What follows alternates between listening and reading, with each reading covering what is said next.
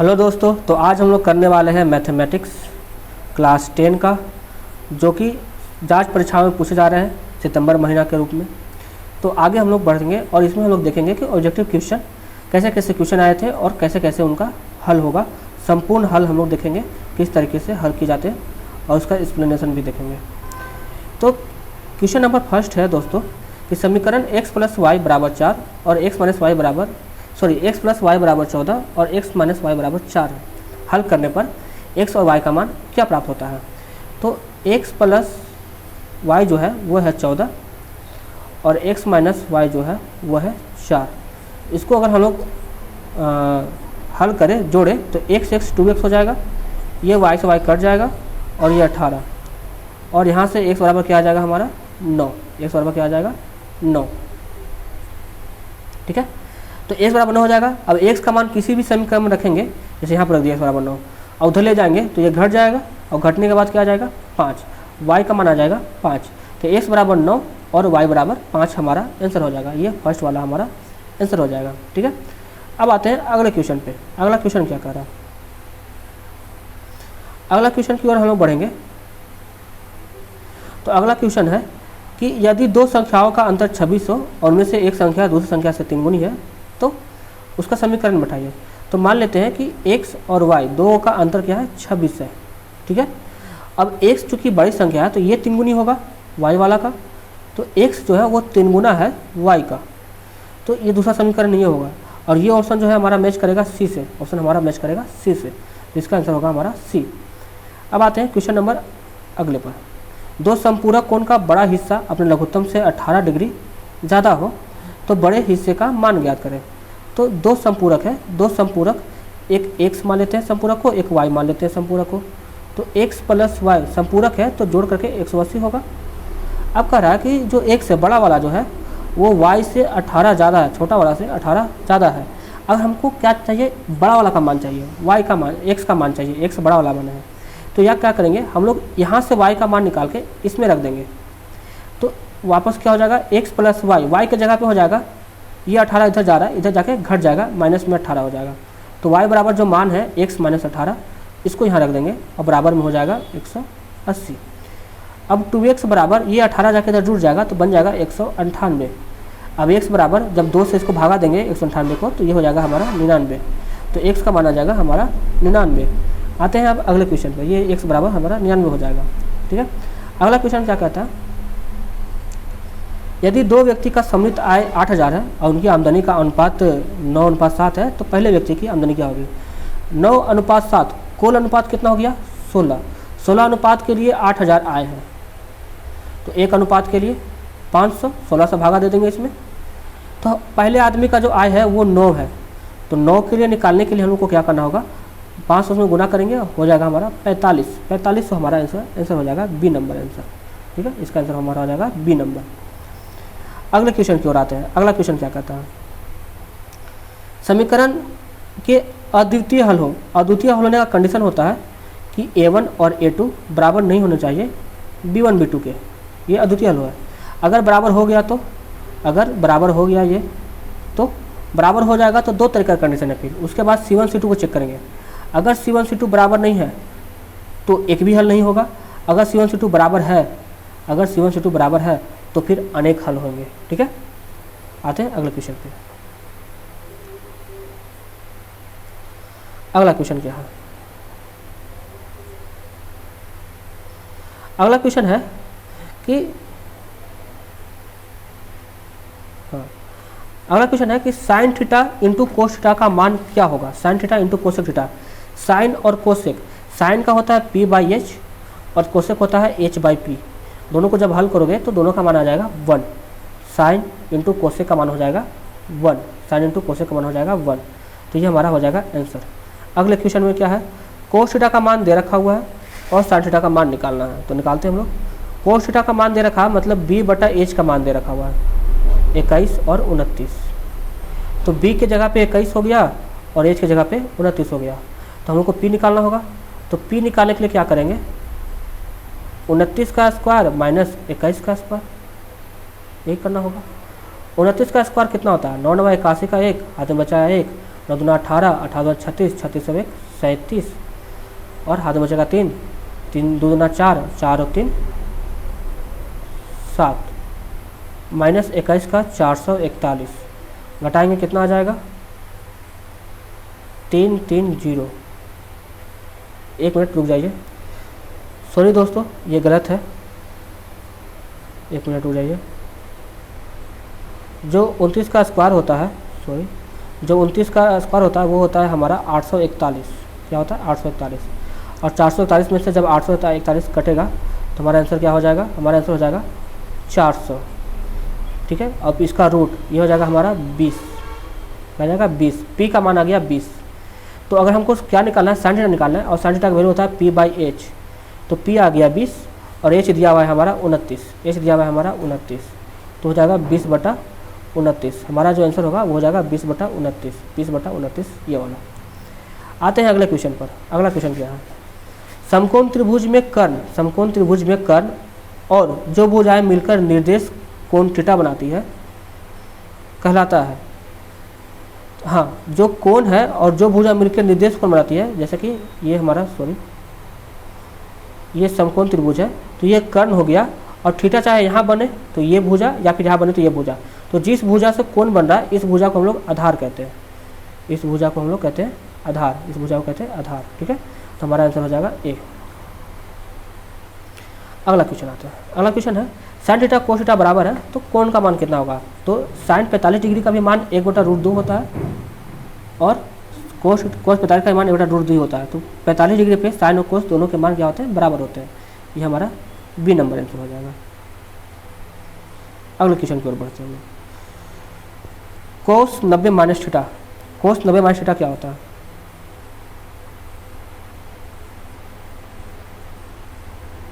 एक मिनट रुक जाएंगे, आगे देखते हैं। कोस 90 माइनस थीटा का मान क्या होता है, कोसेक सॉरी कोसेक कोस नहीं cosec, cosec 90 minus theta, cosec 90 minus theta का मान क्या होगा। तो कोसेक बदल जाता है हमारा किसमें, सेक में, कोसेक किसमें बदल जाता है, सेक में, और सेक थीटा हो जाएगा हमारा आंसर इसमें सेक थीटा। ठीक है, सेक थीटा। अगला क्वेश्चन, साइन 18 बटा में कोस 72, साइन 18 और बटा में कोस 72। 18 और 72 चूँकि संपूरक कोण होते हैं, दोनों मिलाकर के क्या होंगे, पूरा कोण 90 डिग्री होंगे, इसीलिए साइन थीटा का मान और कोस थीटा का मान दोनों बराबर होगा। जब कोणों का योग 90 डिग्री हो तो साइन का एक कोण और कोस का दूसरा कोण 90 डिग्री के बराबर अगर हो जाते हैं जोड़ करके, तो वो दोनों बराबर होते हैं। तो ये दोनों बराबर हैं और दोनों को काटेंगे तो मान हमारा 1 आएगा, तो ये हमारा आंसर होगा 1। अगले क्वेश्चन पे आते हैं। मूल बिंदु का निर्देशांक क्या होता है, मूल बिंदु का निर्देशांक क्या होता है। मूल बिंदु का निर्देशांक, मूल बिंदु यहाँ होते हैं और इसका निर्देशांक होता है 0 0, इसका निर्देशांक होता है 0 0। ठीक है, तो इसका आंसर हो जाएगा हमारा डी। अगला आते हैं क्वेश्चन नंबर 14 पे। क्वेश्चन नंबर 14 क्या कहता है, एक्स निर्देशांक कहलाता है, एक्स क्या कहलाता है, एक्स कहलाता है भुज। ठीक है, एक्स क्या कहलाता है, भुज कहलाता है हमारा। आगे आते हैं, एक्स अक्ष पर वाई निर्देशांक का मान क्या होता है, एक्स अक्ष पर वाई निर्देशांक का मान क्या होता है। तो देखिए, एक्स अक्ष पर वाई का मान होता है 0 और वाई अक्ष पर एक्स का मान होता है 0। याद रखेंगे उल्टा, एक्स पर वाई का मान 0 और वाई पर एक्स का मान 0। आगे क्वेश्चन आते हैं, किस चतुर्थांश में भुज और कोटि दोनों ऋणात्मक होते हैं। दोनों ऋणात्मक कहने का मतलब है कि भुज भी माइनस और कोटि भी माइनस, इस तरीके से। तो ये कहाँ पर पाया जाता है, तो ये पाया जाएगा आपको,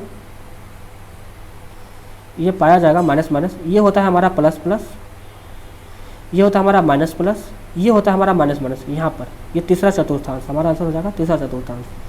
आगे आते हैं 17 नंबर पे। मूल बिंदु से 3,4 की दूरी क्या होगी। तो मूल बिंदु से दूरी निकालने के लिए हम लोग क्या करते हैं, साधारण रूप से 3 का स्क्वायर जोड़ 4 का स्क्वायर, ये करेंगे। ये हो जाएगा 9, ये हो जाएगा 16, क्या आ जाएगा, यह आ जाएगा 25 का रूट अंडर, आंसर हो जाएगा हमारा 5, आंसर हो जाएगा हमारा 5, तो आंसर हो जाएगा इसमें 5। ठीक है, आगे बढ़ते हैं हम लोग अब।